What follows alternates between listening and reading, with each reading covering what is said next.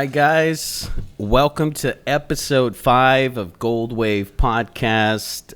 We are here with our beautiful, kind, loving, genuine, very good friend, Nick Schuster. Nick Schuster, how are you, my brother? I'm glad to be here. Feeling good. All right. Ralph, this is the first time that we are both here on this side. How are you feeling? Very good. I couldn't be more excited to have Nick here. You know what I mean? For sure. Both of you looking just crisp today. I just want to let you guys know. Oh, yeah, we're crisp, bro. I fucked up. I should have done a little trimming or something, but a little. I think I look good in my own right, but you guys are just shining, you know? Bro, just want to start. That would take me about 3 months to get that. Just saying. So, good job. Good job. I got a story to tell you about that later on when I first started dating her. Hey, started off. She's laughing. Started off, baby. We haven't talked about relationships. Me landing this broad. Who are we talking about for people who? My lovely girlfriend Amanda. Me landing this broad was it was a trek and a half, you could say. A trek and a half. I like it. But it's funny because I knew she liked beards, right? So I grow the patchiest beard you could possibly imagine.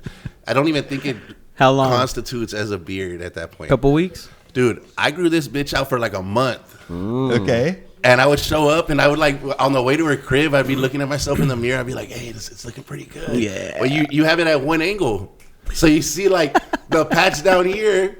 But when I would level out the mirror, it's like 2 hairs here and like all these hairs here down on the patch. You had a neck beard or what? The neck beard to the max, like Andrew Luck shit. And it was funny as hell because I'm there growing it like, yeah, like it's starting to fill in. I bought beard oil that I used once because it stunk up my face, something fierce, bro. I'm serious. It what? It stunk up my face, something fierce. So it smelled bad. Oh, then. bad. Like patchouli ass, like the nastiest hippie oil you could possibly think of. Okay. But I mean, the thing is, you're supposed to let it like soak overnight, and I did that. I lathered it up. I woke up, no difference, and my face stunk.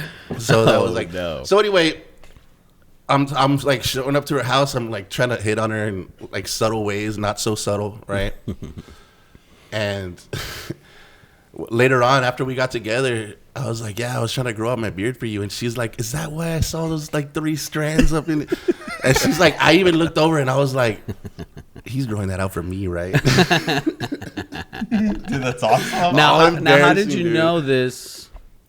How did you know to grow your beard? I just knew she liked beards. I'd heard her say it a couple of times. There you go. Good listener. Yeah. Very predatory. Nah, I was kidding. That's good. Well, and to be honest too, I've been trying to grow out a beard since I was like 16, but it's just not it's not my bag now, is it, baby? Hey, goals, baby. Hey, a good neck beard looks good in a 5 o'clock shadow. I'll tell you that much. I don't even know how to looking at your neck, dog. That's a cool. Hey, this is a freaking awesome intro, actually. You really look good, that. Trimmed. You look good with your shape of your. What would you call this? It's something. I don't want to call it. It's not. What is it called? Something lock? No. Oh, I don't know, bro. Help me out, guys. Like the name of the facial hair? Rouse facial hair. What is it called? It's a half goatee, and they do have a name. Half goatee? No, but the goatee is this. This is like a lock, no? No, the goatee's when it all connects. I actually trimmed this today to match my lips, like the lip line, the top lip line. I like it. But it was down here, No, and like my it sister told me, hey, why don't you trim your mustache? You look like you're sad, because it was literally like, and I was like, yeah, like it's that old man, amargado kind of look, you know what I mean? So I did, and she was right, and I told her, I was like, worked. hey, I showed her today, yeah, I was like, hey, look it out, you were right. And Shout facial out. hair is actually, shout out to my sister Taylor, hell yeah. You know what else is an old man thing? Wearing long black socks. Do you have long black socks on? I used to wear them all the time, but I remember a friend of mine was like, yeah, I don't wear. He was like, vehemently against black socks. Like, and I was like, why? Just long ones. He's like, yeah, because the moment you take off your pants, you look like an old man. And I started thinking about it. I was like, yeah, Facts. that's true. You're You're like one step away from stirrups and shit. Like, but you know what? Interesting. They gotta be those soft ones, the ones that you use with like dressy shoes. Because if you have like cotton long black socks, that's like a basketball player. You know what I'm saying? That's what I think about. you know, but if it's the silky my ones, girl brought up a good point today when she picked me up from work. She was talking about how, like, you know, they want to like dress code all these girls and ostracize them for wearing short skirts and all this stuff. what But all ostracize? like they criticize and get after these girls for wearing short skirts, and you know they tell them they have to change. But all the basketball players wear shorter shorts than the girls wear now. I mean, it's all over the NBA too. But maybe it's not Larry Bird, but it's like these dudes show up and, like, you know, they could have their fellas hanging and nobody would know or they wouldn't tell them anything. You think Why they do is it for though? that? Huh? You think they do it because of that? Like they No. want to show their I just junk? think it's a females. style. I mean, let's be real. When females wear stuff like that, they're showing off their goods. You know, is that what guys are doing now? I think this is more for the style, to be honest. I don't think these guys are trying to show off their legs. No.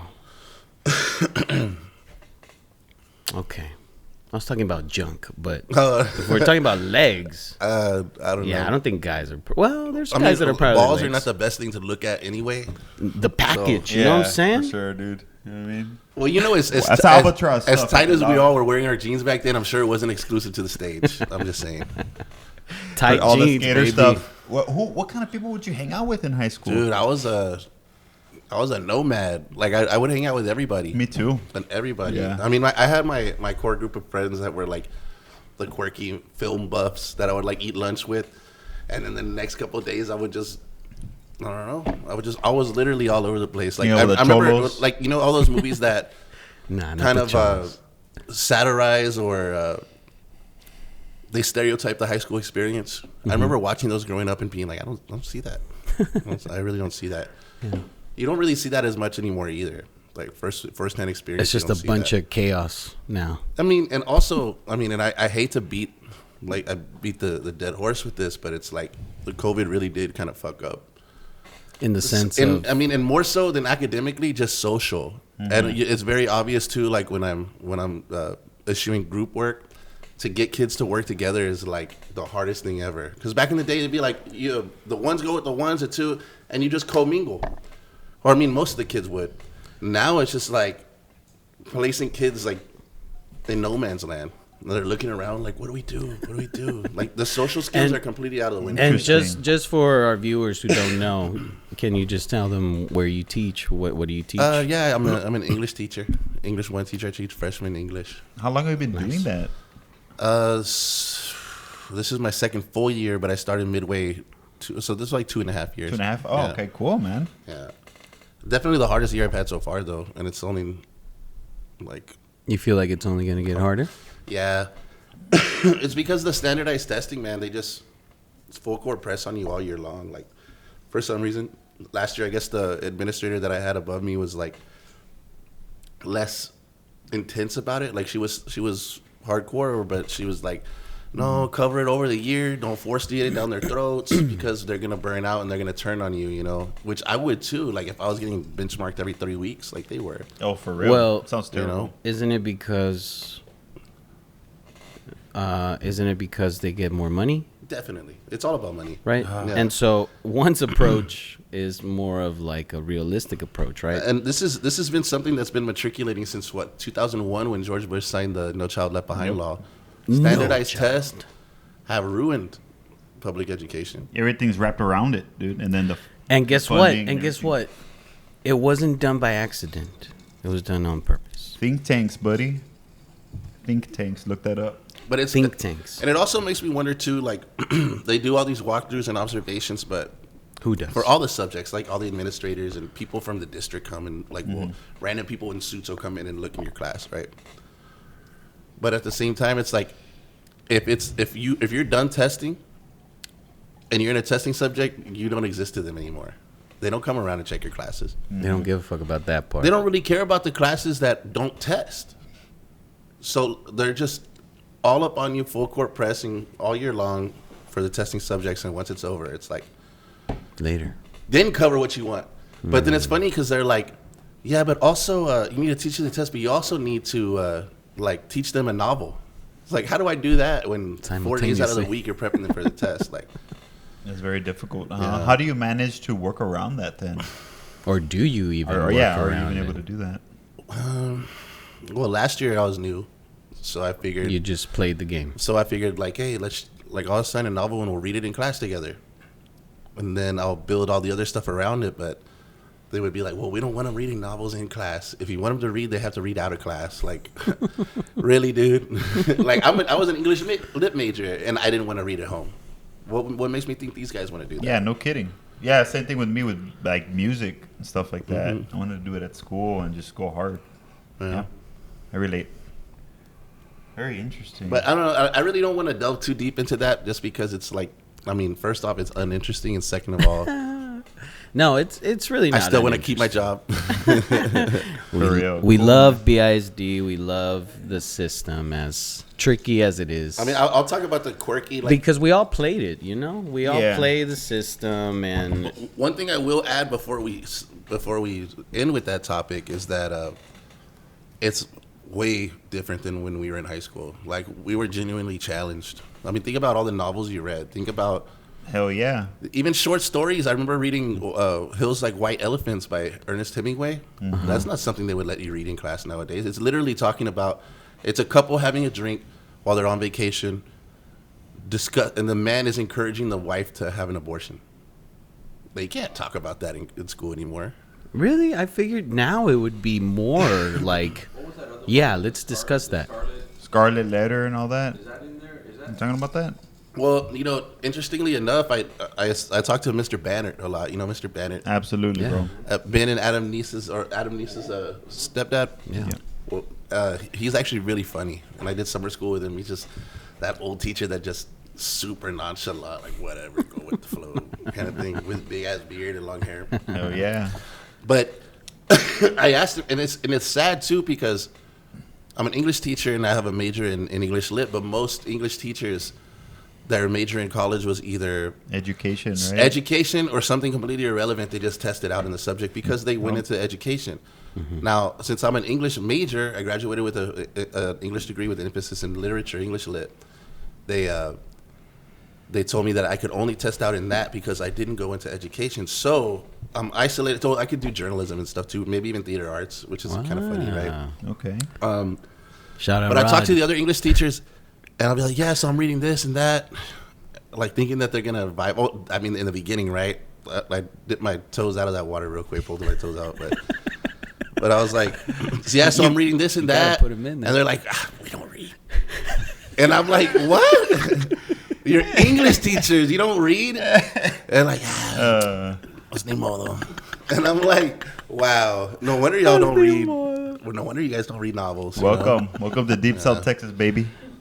Well, so anyway, like I kind of derailed a bit, but the thing is, I asked Bannert because I know he's one of those true blue guys that still covers hell yeah. textbook, and he's a senior teacher, English 4. Nice. So he's not in a testing subject, so he can teach what he wants to, following the scope and sequence, as they call it, or lesson plan to a little bit, right? But I asked him what's his favorite thing to teach, and he said the Scarlet Letter. Dude, for And he real. went into this long, I don't want to say diatribe because that has a negative connotation, but he went on this like romantic experience, just explaining it to me why he likes teaching it, what it means to him. And I was like, yeah, that's why I want to teach upper level, not only just because I don't want to focus on the test, because that's the shit that I signed up for. Yeah. I didn't sign up to have to reteach kids what verbs and nouns are every year. Yeah, no kidding. You know? Which is what it's coming down to, Yeah. right? The regression Jesus. is noticeable. Regression in society and standards with all things across the board. Tell me why. Well, it's the fall of America, brother. That's what it is. We've been declining for a while. Think about the standards when you were little to where they are now. And tell me who's doing that and why. I don't know. That's a question for George for next podcast. Shit, George. But I do miss know you, it's there. I'm brother. very aware of it. So Nick, do you notice that? we You're talked in about there. it. Do I notice what? The Like, standards going down and down and down. Definitely. It's all watered down, man. It's all Yeah. watered. Like I'm telling you, they're challenged way less. Like they have you water down the curriculum to like, let me put it this way: you can only have a 10% failure rate. So even if 30% of your teachers, 30% of your kids don't do shit, they just put their head on the table, you can only fail 10 kids or 10% of your whole roster. So if I have 110 kids, I can only Like, fail even like if 12, 13. So you're gonna fail the worst of the worst. They'll make it really, really hard on you. Audit your class, make you like pull out materials from the whole year and prove what you taught. Okay, yeah, maybe this is not the podcast to go into that because I want to ask you questions that you probably don't want to answer. Yeah, we'll edit that later. But It's a conversation for after this podcast. But I mean, that kind of blew my mind because if you think about all like the best English teachers you ever had, and they're quirky, and that's what I love about English teachers. They're all fucking weird. Yeah. Yep. And I even told Miss Wiley that last year before she left to Harvard. I was like, true blue English teachers like you and I, we're just weird, and that's what I love about it. It's because, like, I mean, we have an expansive imagination. We want to read, and not in like the you kids better stay in school and read. No, it's like we do it for entertainment. Yeah. I mean, her and I, Like, this is an amazing Amanda and I, we just book. read together out loud and at the house sometimes. Just read. Really? Yeah. That's awesome. Epic goals. We were reading I like same that. We were same reading way like a- that you would watch a movie. You read out loud. Wow. We were reading like that's Otessa amazing. Moshfegh, like that book, My Year of Rest and Relaxation together. What's the latest book you've read? I don't know, man. It's all over the place. To be honest, I haven't finished an entire book because I No, jumped from book to together. I'm sorry, I was just talking about book. What did together. we Like- got pretty deep into that one, but what was the one that we read before that, babe? Huh? Sluts. The Sluts. Yes. Sluts. Okay. By what's that guy's name? Ross the slut maker. Slut maker, baby. It's this guy. I forget. To be honest, like, Yeah. he's a really great writer, but his name is escaping me right now. But he's very like countercultural, Got it. not mainstream at all. He's a gay writer. Okay. And he talks about like the seedy underbelly of like the homosexual experience. So, What's his area? like what does he Like specialize in? no, like city. I mean, like I think he's like where is an he LA talking writer. about? Got it. Yeah, but there's this one book, and well, I like Bret Easton Ellis a lot. The guy that wrote like American Psycho, Rules of Attraction, stuff Okay. like that. And I listen to his podcast quite frequently. Nice. I mean, he recommended this book, and he was talking about how good it is, but it's not like a typical novel. It's like 200 pages of like a gay escort service where people go on and give their reviews of like the Experience. the escort that they have, and the lines between reality and falsehoods, like the lines between reality are blurred throughout the entire thing because like you'll In get what like sense? a bunch of reviews in a row where people are talking about this amazing experience they had with this one escort, and then some other people jump in and be like, yeah, like this is true. Like, you know, I had this guy too. He was great. He was great. He was great. And the name other people were posing to be this guy. And then all this crazy stuff happens. Murder, like the most graphic sex rape scenes. Like, it's just disgusting. Disgusting. I would never suggest it to kids to read or like high schoolers.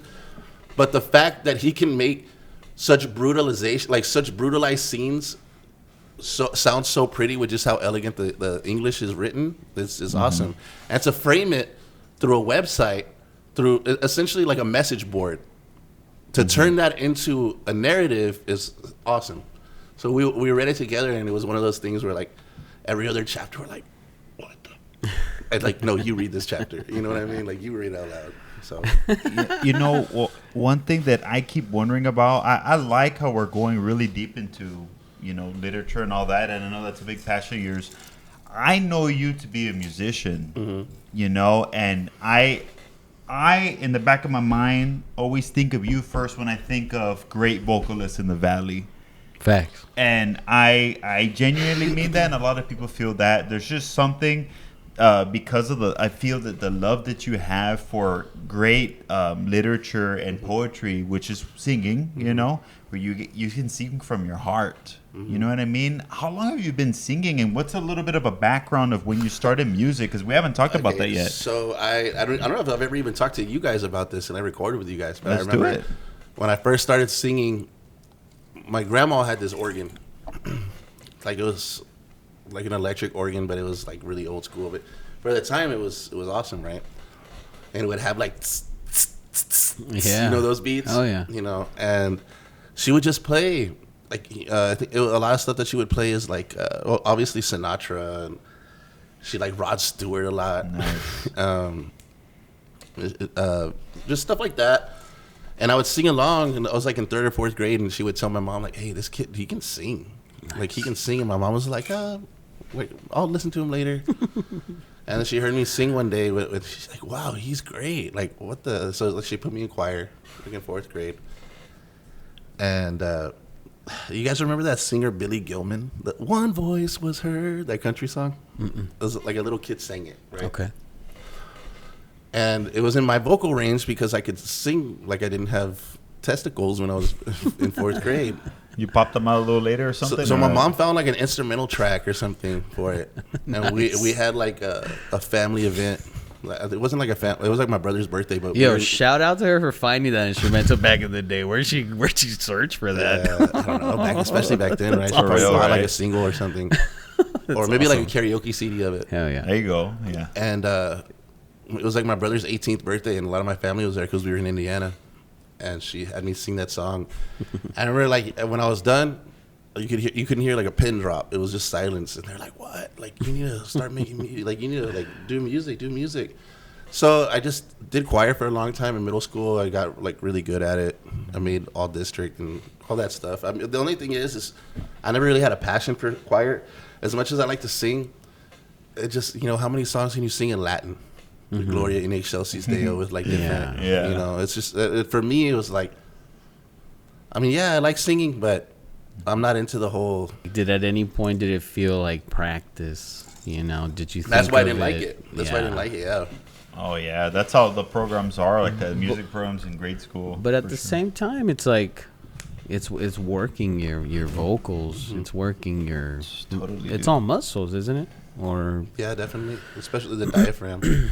yeah. But you go through that tricky period where No, for sure. And Or you and, see, and how like, many when your years? voice How many drops? years were you in there? Yeah. choir, Yeah.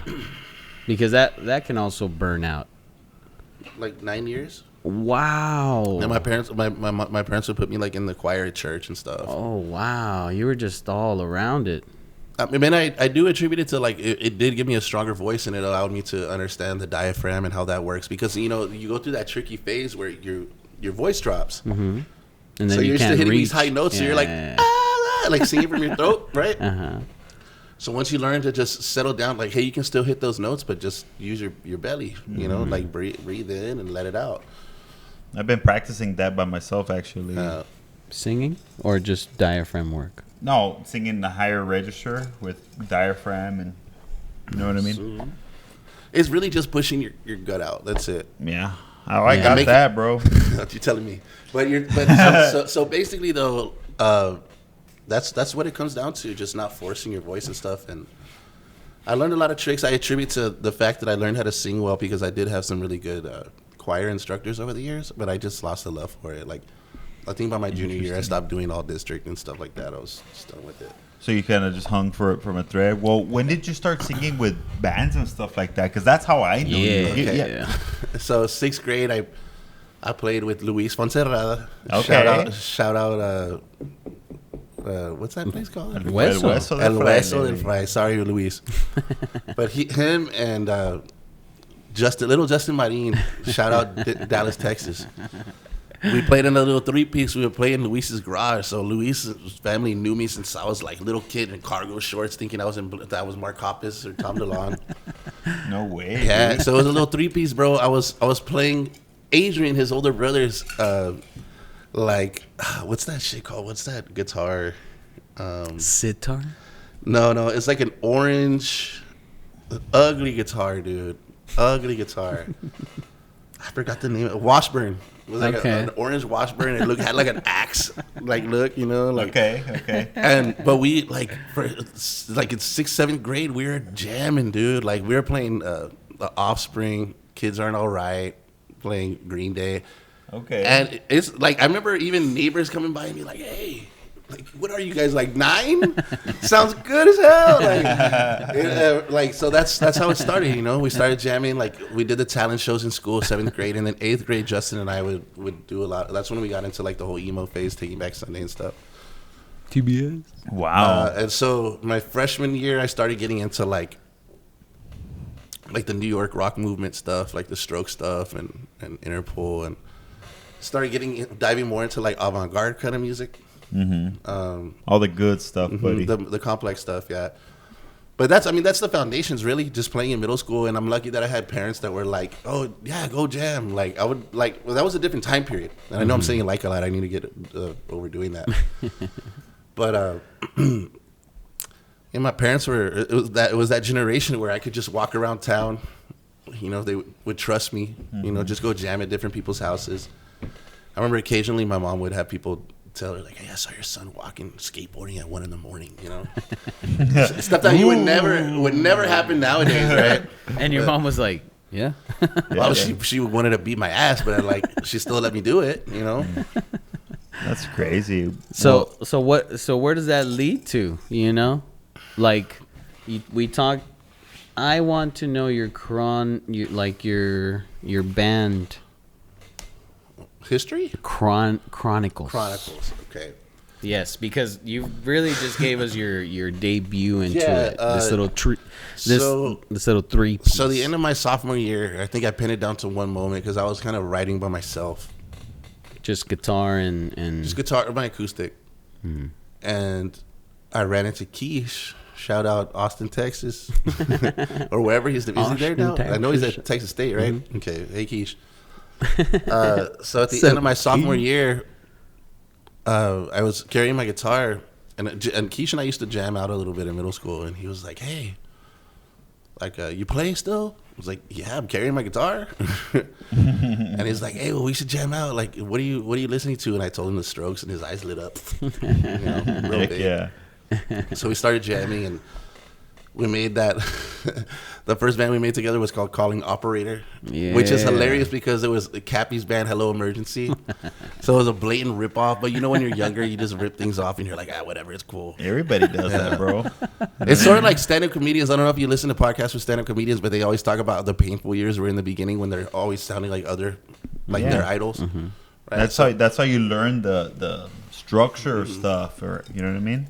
sometimes it's not even on purpose, but regardless. So we wrote all this music, and it was extremely poppy. I don't know what frame of mind or what, like, cavalcade or convolution of stuff I was listening to at the time. But it was like, I don't know, I was writing really poppy stuff, like, jump up, front to back, you know, just super poppy stuff. And then we started building a little bit of a chemistry together without a drummer or anything. It was just him and I, like, bouncing back and forth off each other. I think it was like a whole summer. Nice. And Cappy recorded our little EP, and it was a lot of it was just us improvising stuff, and some sounded good. How old are you at this time? I was like 15. 15. So it was my junior year. This is the first Like over the summer of between my sophomore and junior year, we started getting really good at writing. Are those recordings somewhere alive? I'm sure Cappy has them somewhere. That'd be amazing. And so the summer between my sophomore and junior year, him and I are writing a lot, and we're looking for a bass player. At the time, we were just and Ricardo jumped in on drums, so it was 2 guitars and drums, so like a lot of dead air, and I mean, it could have sounded better. But I needed somebody to teach me how to write properly. Mm-hmm. And so one day, I meet up with Raul at like Esteban's birthday party or something, like right before the start of junior year.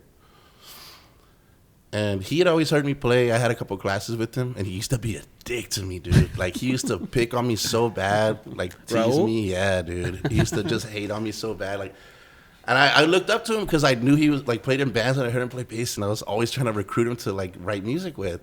And I remember one vivid moment in Mr. Sierra's geography class, freshman year. I don't know, he was taking it his sophomore year, and I was a freshman.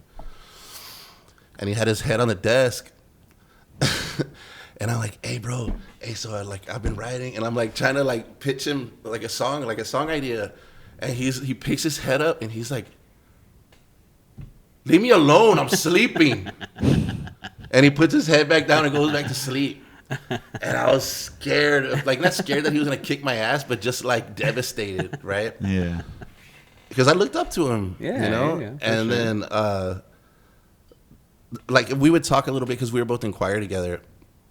And then the next year, right before school started, I think I like showed him a song that I was writing or showed him one of our recordings, and he's like, hey, you know, like I'm in White Zebra, but I'll play bass for you guys. Just because I know, he's like, I know you're talented. I'd like to play with you. And so once he came into the picture and I learned, like, he essentially taught me how to craft songs together. Like, he was my songwriting partner for that band. Like, I know Keish and I wrote a lot together, but Raul taught me a lot about how to write music. Nice. And out of that, the cities were birthed.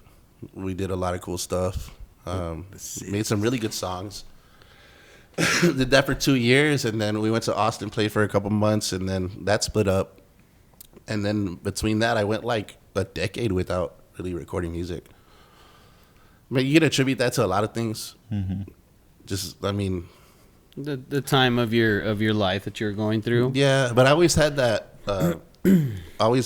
Like spiritual void of music. Mm-hmm. You know? So, you know, to be in the present and really bask in your musicality, why don't we throw a freaking jam down, guys? I mean, we're all here. I want to throw some guitar, and I know y'all have done a lot of jams together recording. How does that sound? Sounds good. We're here in the studio. Let's make it happen, man. Let's do it. Let's do it. Let's go ahead and do it. We haven't jammed in I don't know how long, but Ralph, you down to throw some guitar licks in there? Yeah, let me just plug in and mic up the guitar amp, and we should be good to go, guys. Yeah. Let's see what it sounds like, guys. All right, let's do it. Baby, all these promises hold me down, and I should feel so ground. I don't wanna let you go, but baby, heavy is the heavy wears the crown.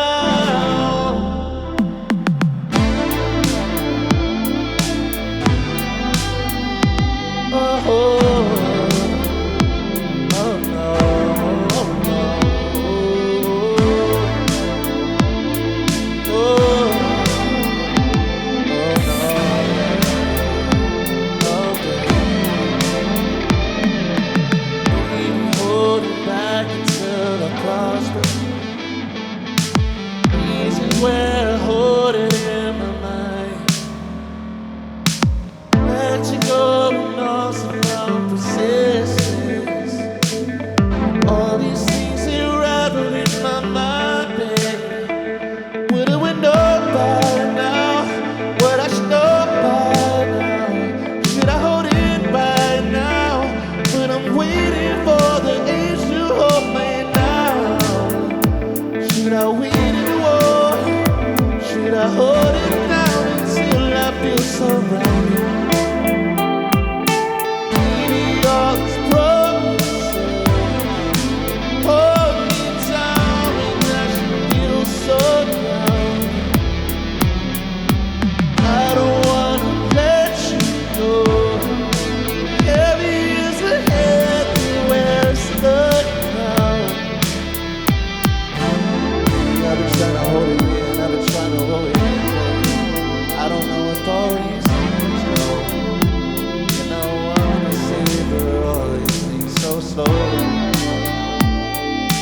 I can wait the dishes for me.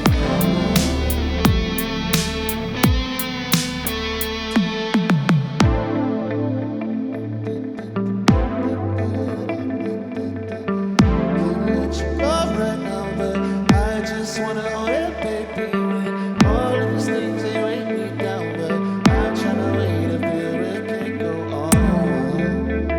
It can't go on. Hold up, a little stop right here. I don't wanna feel you, I got the same way. Holding back it in my mind when I'm in no. All these things they just hold my mind. I don't know if all these things will lay around me till I hold it down. Lay it down a minute when I feel it down. All right, awesome to freaking finally jam with you, man. I mean, I've been wanting to jam with you for years now, and I don't know. Since the first time I heard your voice, I was like, I gotta jam with this guy singing, man. I can't tell you how many times I would run into you at the bars, and like, this was before all of you guys would hang out. Yeah. And you'd be like, no matter how drunk you were, you'd pull me off. They're paying my tab, you'll pull me and be like, hey, we're gonna play the band one day. I mean, you told me that like I have, don't know how many right? times. Yeah, like, but I meant it. Look, we just finally like, did. like kind of looking at me one eye's here and the other is like, hey, we're jamming together one day. Like, I loved it. I love that though. It finally happened, bro. How did it feel, Nico? Oh, it feels awesome. How did man. it feel? It feels awesome. Earlier, earlier I was talking about how when I took all those years off of playing, like you definitely feel that like spiritual void. But my spiritual void is music if I don't play, right? Yeah. So it's nice to play with you guys again, man. Like get rid of that void for a little bit, you know? Because I'll be the first to say that when you work a career job, it kind of saps you of a lot of your passion sometimes. Yeah. So very, yeah, very it's so true. great. Well, I was wondering, how did it feel to jam that kind of music that you used to, like the R&B kind of stuff, the Trine take on it? How did it feel to have a little guitar in it? That's something that I always wanted, to be honest. Well, because you can't- play guitar really well, Yeah. though. Yeah, I've been playing guitar since I was like 10. Yeah. Nick's brought it in a couple Yeah. times, and there brought we it in? just Okay. Like I've come up with like little And little Mi- licks. and Mike- He's and come Mike up with too. licks, and I've always told him like, hey, like, can I just play guitar? Like, you mind if I play guitar this show? And they're like, we already have so much equipment. Like maybe the next show, because I mean, what you were driving around in a PT Cruiser almost. hey. Hey! My Whatever, BW, big dog. That shit he can called hold you out, dog. that shit can hold a Shit. half a speaker. The only person to drive a PT Cruiser in Just this a horn. life is Rick You know what I'm talking Ozuna. And shout out to you, my brother. He has a PT Cruiser. He had one. Oh shit. I still have the same car, Nico, a VW Rabbit, All and I'm saying is a that- lot does of it hold stuff that much fits in stuff? there. Okay. Okay, we lived in there in New York for a month. Okay, A month? No kidding. One Okay, month. first off, where did you park in New York? we y'all lived were in that in car in New York? Williamsburg. Which is Okay. Brooklyn. Williamsburg. We in front of Andy. Yes. So James's friend Andy. I can't think of his last name right now, but My Free Concert. My Free Concert. I don't know if it's still alive. I hope it is, and I hope it's thriving. He allowed us to park in front of his apartment and shower and store our equipment inside, but we couldn't sleep in there because he had a roommate that it wasn't really like a roommate that was like a homie. It was just a One of those like you're just assigned to. Like, yeah, exactly. And he was kind enough to let us shower, let us keep our stuff in there. We would jam inside his apartment, and we like when it's like 11 midnight, we'd go to my car, and I would sit in the driver's seat and push it back, and Mike would stay in the hatchback part. We did talk about this, and it was it is the cause of my pains now as an adult, physical pains. sleeping in the car. Like my left part of my hip or back, lower back, is like I know that did Part of something it. there. Yeah. You got blown out there. But at the time, it was one of the coolest experiences of my life. What I do need to know is how was Shared it with my driving best around New friend, York? my brother how was it, Mike. How was it driving around Brooklyn? Yeah, actually driving. We actually walked more, but yeah, driving sucked. Yeah, Driving I was like like like Matamoros yo. or worse, bro. Matamoros vibe, but even less respect. That's wild. Right? Even less respect for anything, for other cars or for people. Like it was a way different experience. Like I think some people even like looked at me weird when I was nice to them. It's just not, we're from, I guess, Texas, Brownsville. We're walking here. Kind of, yeah. Well, how did y'all make Trine? Because you three, that's how I kind of knew of Michael and knew of you, and that's how I met you. How did Trine start, and when did it start? Okay, so to use a word that I used earlier, I like it because it makes me sound smart. You're very smart. We knew each other peripherally in high school Like because this. of the bands we I played. see you there. Yes. I see you from here, my So- boy. Yeah? I mean, Hey. we always shared a mutual respect for each other. Like I always loved Cosmo Girl. Mike and I, he used to pick on me my freshman year, but later on in high school though, like I remember the exact moment that I felt like I earned Mike's respect because I always looked up to him. It's like we'd written a song called "Open Your Eyes," and we were over at Ricky's house with you guys, Ricky O. I think it was when you were living with him, Mike. Yeah. And he had his whatever rig you had there. You had a big ass speaker. I think it was what rig did you have? It was actually that blonde. Yeah, that blonde Fender. And loud he's as like, hell, dude. and we're there in the hallway, and he's like, "Hey, Nicky." He never called me Nicky before, but I remember he called me that then. And I love, first off, for everybody out there, I love when you call me Nicky. I don't care. I love to be called Nicky because it just reminds me of when I was a kid. My mom, "Hey, Nicky," you know, all my family would call me Nicky, right? Little Nicky. So I remember he's like, "Hey, Nicky, check it out," and I'm like, "Hey, what? Mike knows who I am." Even, we had talked a little bit, but not to this extent, He right? loves me for me. But this is when I would go, like I started going out with these guys. Like you were never really around too much. I was in Mexico Yeah. for those times. So I would go and do stuff that you're not supposed to do when you're underage, drink it up. And I don't know if I ever went to Mexico with these guys, but I remember going to house parties. But I remember him being like, "Hey, Nicky, come here, check it out." And he pulls me off into the guest room, and he's like, playing my riff. And I'm like, "Oh, shit." He learned my riff, like easy as hell. Yeah. But the fact that he was like, pulled me aside, he's like, "Yeah, that's badass. I like your riff." And I remember being like, "Oh, hell yeah." That's respect. So- back then, that's what it is. That was really cool. When we moved to Austin, and I would hang out with you guys, we got closer there. And then I didn't talk to them or see them for a couple of years. I want to say it was like 5 or 6 years. And You stayed up there? no, I moved back here after like a year and a half. We all lived there. Or 2 years. We all lived in Austin for like a year or 2 years, all up there at the same time. I was there for 2 years, and then I came back. and then he kidding. comes back. What Yeah. were you doing up there when, I guess for monetary? I worked a lot of different jobs. So you were just hustling up there then, right? Yeah, I like delivered pizzas. And we were super young too. I worked at this Toys time. R Us with these. That was a trip working at Toys R Us with these guys. I over miss there. Toys R Us. I'm not It gonna was lie, a trip. We worked with a lot of crazy people. I got fired as a seasonal employee because I got strep throat.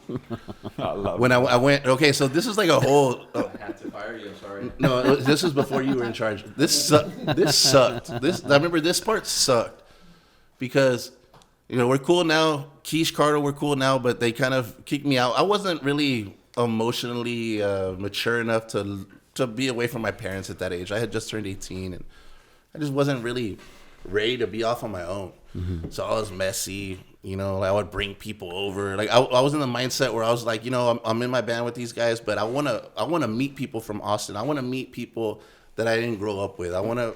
So you were just not taking them into consideration. Yeah, parts with of it. your Parts actions. of it. Yeah. So I mean, and I'll admit now for sure. Mm-hmm. Hindsight is always 20/20, right? But I was just messy. Just like an 18-year-old away from his parents for the first time, right? Not giving a. Yeah, I was going around, hanging out with different people, bringing random people home. Those people would eat my roommates' food, drink their booze. Obviously, it's not going to set a good precedent, right? Yeah, like thinking back to those times, that shit was just shitty because it's the first time you're buying groceries for yourself and you feel everything. Yeah. Anyway. I mean, it obviously it didn't set a good precedent. Shitty of those people to do that. But I wish honestly they would have. I mean, who could blame them? They were only like Keisha's my age and Cardo's only a year older than me. So like, who can blame them for not wanting to give me more time? Yeah. They're like, hey, yeah, like we have another We're friend that wants to done. move in Yeah. that's a little more mature, so let's bring him in. And so the band broke up, and basically it was just like, well, shit, or get off the pot. So I moved in with Cappy. And This is Alex Capistran. As much as I love Cappy, we had some nefarious people come in to our house there too. Not just his fault, my fault too. And we pretty much trashed that place. I remember it was on 39th and a half Street in by Hyde Park. It was 39th and a half. Was this a house or an It apartment? was an apartment. But we got it, dude. I remember rent was so much better then, bro. It was $412 a piece for a 2-bedroom right off of the Strip and a block away from Hyde Park. Yes, dude, right by Guadalupe. I want to do 412. And it was sick. But I mean, we partied the house out. And then Alex started a band with somebody else. It didn't work out with us, so I was just like, yo, I put my tail between my legs and came back, you know? Yeah. To Brownsville. Yeah. How And, was that? How was that experience for you? I don't think I've ever asked you in our, just conversations. It was hard. It was really hard because I went from being around like a close proximity to my friends 24/7, right? In a new city, thinking I was like finally breaking away from that shell, to being back in my parents' house, and it wasn't my parents' fault. My parents weren't like guilting me into it or whatever, but they were like, I just felt that like failure stamp at like 20. But if like you look back at 20, it's like you're supposed to fuck up. You're supposed to do stupid That's the shit. You're time. supposed to figure things out for yourself. So That's I went the a time long when it's time without allowed. jamming with people, but in the long term, it actually benefited me because I learned more about myself, albeit I did develop things like depression. I did develop things like, and I don't even necessarily think it was how I grew up, but I had this stigma in my mind that like it was like a pussy thing to do to talk to somebody about it. for Like sure. I didn't want to do that. Simultaneously, at the same time, my brother got diagnosed with leukemia. So this fucking shit show that happened to me, my brother gets sick. That gives me a little bit of perspective, and I'm like, hey, shit could be like a lot worse, right? But as time progressed, like 3 or 4 years later, I started listening to a lot of hip hop and R&B and stuff, and I was hanging around with people that would record me like just off of like stolen beats off YouTube. And I run into these guys at Phillies. They used to be over there off of Off the expressway. Right? yeah. I was just about to So- bring that up to you. And I remember at the time I was like getting really, and to this day I can rap badass. I can rap badass. I just have to be like with the right mindset. Yeah. I have to have the right beat. I can't just flow over a trap beat or something, right? But I remember running into them, and they start talking about how like they're doing the Dan Sinatra thing and they're making beats and stuff. And I'm like, hey, well, you guys got any beats on you right now? And I'm loaded drunk. It was like $3 you call it. I remember. They So used I'm to do that. plastered, dude. It was like a Wednesday or something. And Mike and Jesus are like, yeah, we got beats. I was like, let's go to the car. And what car was it? It was his car. It was Mike's car. It was your car? It was the car that we slept in Oh, New yeah. York. So I go, That's wild, bro. and you put on a beat. And I remember I just like spit the flow of my life. Just went off. I did like the little audition, trip. bro. I did the triplet flows, and then I mixed in the singing, doing my little Yeah. pony tricks. And these guys were like, hey. There was no hesitation. Yeah. There was no like, You're Nick Schuster, baby. bro. We've had so many people like, in the past, in the years, like say like, yeah, like thinking it's easy. Nick made it look easy. When I know for a fact that it's God not gifted you. something Well, I mean, that it's- is easy. I know I'm off camera, but when we heard you there in the car, Nick, we knew Yeah. it was we were gonna do something. Maybe not right away, but it was gonna happen. in some capacity someday. That's great. And that's and how I y'all don't felt about it. and I don't think we even told you then. I think obviously we I remember there was dapped you and like, there yo, was- there was what? we But- did have a little bit of correspondence after that. I remember you sent me a Dropbox account, Oh, and you were like, I don't remember Yeah. that. And you were like, check out these beats, and I checked them out. I thought they were badass. But by the time I got back to you, you were already back in Austin. I think you guys were down for a couple of days or something. Yes, that was the time And when so we never were got to still work living together. there. A couple of years later, these guys moved back, and I run into Mike at Cobbleheads. I'm working at Cobbleheads, or you too. You were there too. That's sick. And I'm like, oh no, I didn't even run into Mike. I ran into you at Cobbleheads, and I was Yeah. like, hey, what's up, dude? He's like, hey, fuck yeah, like hey, we need to get together and record. So, and then I talked to Mike shortly after, and he's like, yeah, you should come over. But I think I spoke to Mike over the phone. And then one day we just like they had me come over to the old place, like the a couple condo, blocks right? away. I yeah. remember those photos, bro. I remember. And then That was such a cool with the spot. Dan Sinatra, with the Dan And- Sinatra and- thing of the computer. Oh my god! and dude. Mike is like, hey, Wow. come. Mike says, hey, come over and record. You know, I'm doing something, but I'll be off at this time. He wasn't able to make the recording, but I recorded with him for the first time. And the first thing that comes out of my mouth with the I forgot what the name of the beat was, Lion Mane or some shit like that. It was do I was wanna just know? Lion. That's the first thing, and he's just like, yo, what? That is And he gets fire, bro. all like his ears perk up. I remember later, Mike told me that when he got home later that night, he was like, "Hey, so how'd it go with Nick?" And he was like, "It was real good. It was good. It was badass." So then shortly after, you guys played that show downtown for Eric's little bash or whatever he had, that festival. Hey, big bash, baby. Yeah. And That so shit was awesome. You had me sing 2 songs. Eventually, after we recorded like that track, or maybe we did Bones also. That's another downbeat song we did. And Eric had that little festival downtown. I forget what it was called. What was it called? BMF. Brownsville Music Fest. Yeah. So Patrick and somebody else from Austin came down. I can't quite remember, to play with you guys. Who else came down with Patrick? No way, Katie came down. Oh, was it just Patrick? It was just Patrick. Okay. Well, Patrick came down and he was supposed to do the whole set, and you guys were like, "Hey, you want to do those 2 songs to open up the set?" No. And so I was like, "Yeah, hell yeah!" I hadn't been on stage in a long time. Well, I mean, I had done acoustic sets, but I hadn't done anything like that. Just And real quick, what year is this? like 2017, 2018. Okay.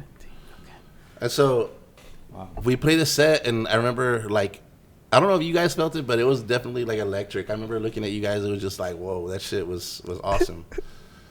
And then, we played a great set. The crowd went crazy, and then a couple weeks later, Mike was like, "We're thinking about starting something, and we want to be with you full time." And I was like, "Let's do it." And eventually, that turned into Trying. TRIII. We were hit with a couple of curveballs like COVID. We were supposed to release a whole ass album, but so I mean, we compiled a lot of tracks together. We recorded for the next couple of years, but COVID happened. It was a little bit of a curveball. How many songs do you think we got together? A lot. We had for a long time. We had a lot. We have like 2 albums. Have y'all released all of it? Nothing. Nothing. We released 1 song from that. But Dude, y'all have to do something, bro. I think I'm a big believer in things happen the way they have to happen, but then also in my mind, You need to release it, bro. I feel like it's only gonna be for the better. That it's gonna get it's gonna get released. Yeah, Trying okay, cool. Trying albums will get released. I love Trying, bro. Love Trying, bro. For anybody that has seen us, heard us, we're gonna release this music, but it's all for the better that it wasn't released back then, because it's gonna be so much better. A lot of stuff needed to be worked on. I mean, a lot of stuff still needs to be worked on. It almost felt like at some point like we were not rushing, but it was like, let's come up with songs, and that's what we do. But you have to also understand. I mean, you do understand this, right?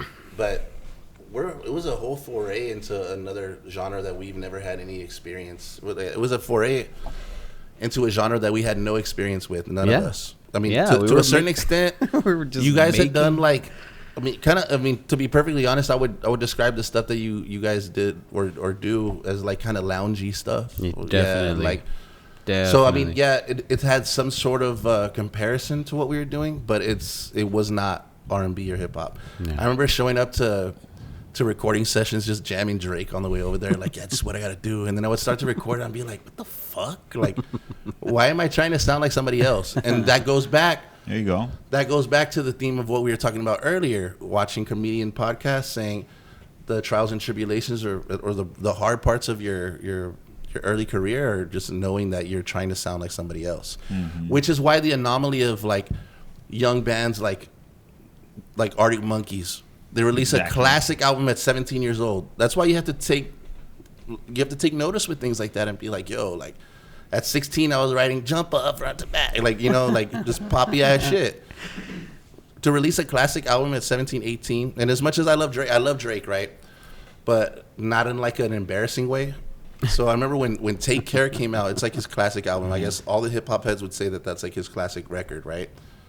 It's very, it's when he started getting like vulnerable with his music and emotional things that other rappers weren't really doing at the time, Being but himself. they're doing more so now, But to look back and think, he was like, so it came out in 2012, so he was like 21, 22 recording that. At 21, 22, I was in no maturity level to be coming up with things like that, And I remember there's a couple of things I always talk about as far as writing music, and I can trace it back to moments in my life where I would get after myself for for not writing the type of music that I wanted to write, or just not being good enough at writing at that point. So I remember my like freshman year in high school, my brother moved back into the house for like a year. So we started jamming a lot of music together. You know, it was that emo phase, like the starting line. Like you were doing covers or just a lot of that. I would try to write my own stuff. I would get discouraged and start playing other people's music. And I remember one night my brother and I were just like lying on the cot together, and I was like, mind you, my brother has no like background knowledge in music or anything. But I remember thinking like, or telling him, I just want to write. I just want to be a good songwriter, but I can't think of what to write. And my brother was like, because you can't write a song that enamors people until you've actually gone through experiences that they've gone through. Yeah. There you go. And He was right. I remember we were listening to the starting line at the time. He's like, one day when after you've dated and gotten your heart broken a couple of times, you're going to be able to write. Tell me what you thought about, you know.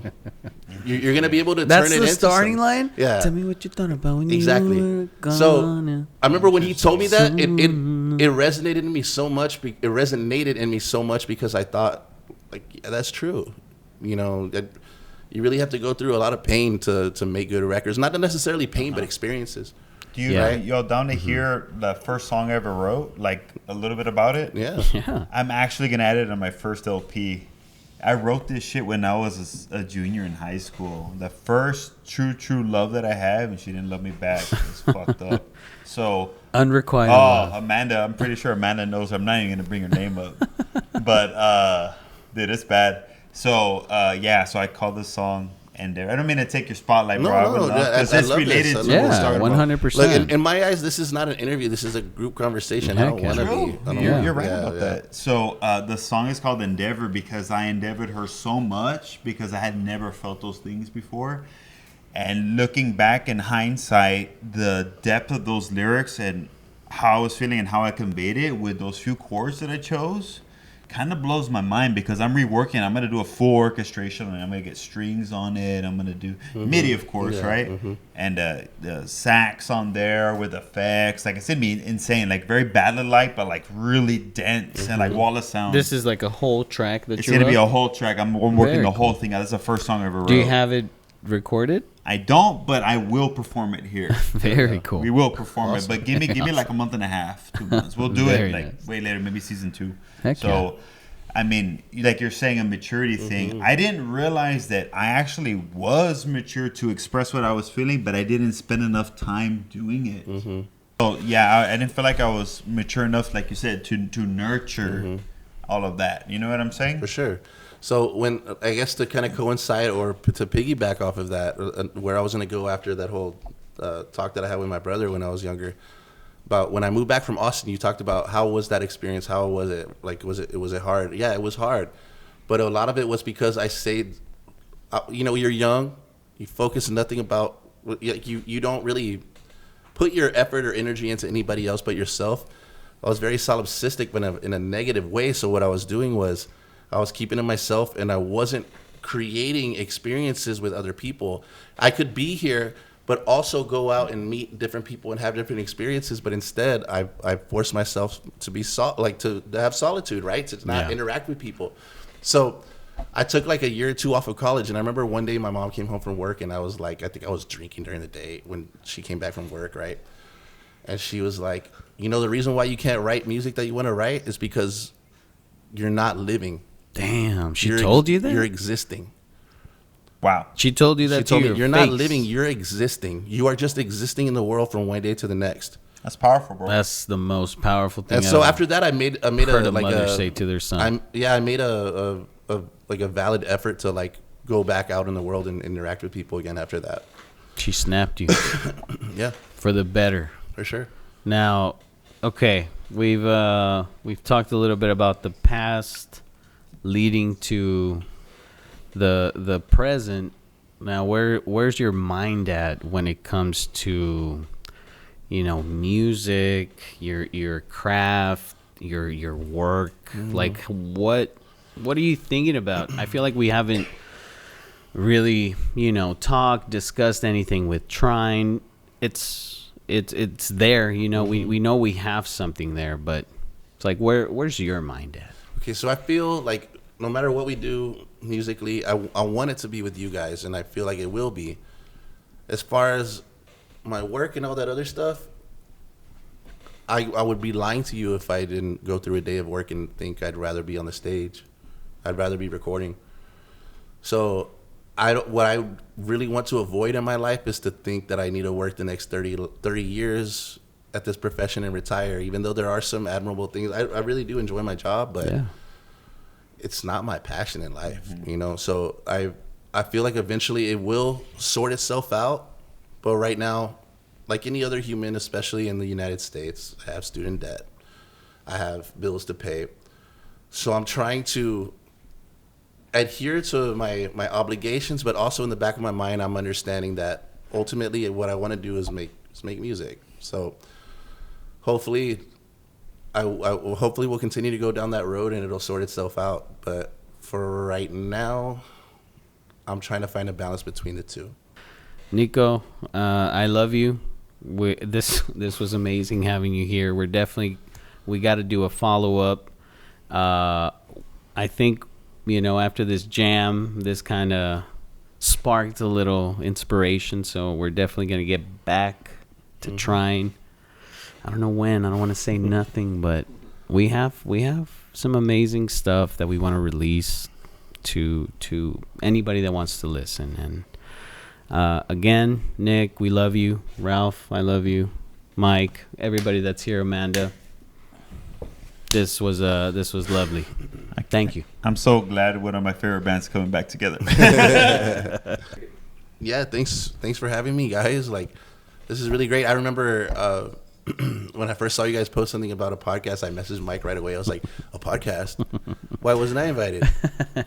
So, I mean, like anybody else these days, I'm a fiend for podcasts, I wake up to a podcast, and she actually hates it. Are you just a listener or YouTube viewer? Oh, all just of it. Both. All of it, yeah. That's awesome. And However I'm it not comes. even, I'm not a political person, but I do like to see, I don't like to see it. But I just kind You of want to know. hear the viewpoints. I just kind of know how fucking crazy the world is right now. So some days I'll listen to the right, some days I'll listen to the left. And it's nice to get this nice little mishmash of things because like everything is so hyperbolic these days. Like it's like this guy's an idiot. This guy is the polarizing effect is sort of like fascinating to me. To look at both angles and be like, yo, you're both full of shit. That's why, I mean, It's a shit show. I'm sure I won't be the only person to tell you I don't vote. It's a show. I don't plan on voting because every politician's full of shit. And to anybody that says, "Why don't you vote? Why don't you just don't do that? Just you go vote. You do your thing. Don't worry about what other people do. If somebody doesn't want to vote, they have a reason. So don't be a little B, guys." With that being said, this is Goldwave Podcast. Thank you for watching. Like, subscribe, leave us a comment. Let us know what your favorite part about this was. If you have any questions for Nick, drop them in the comments. We love you.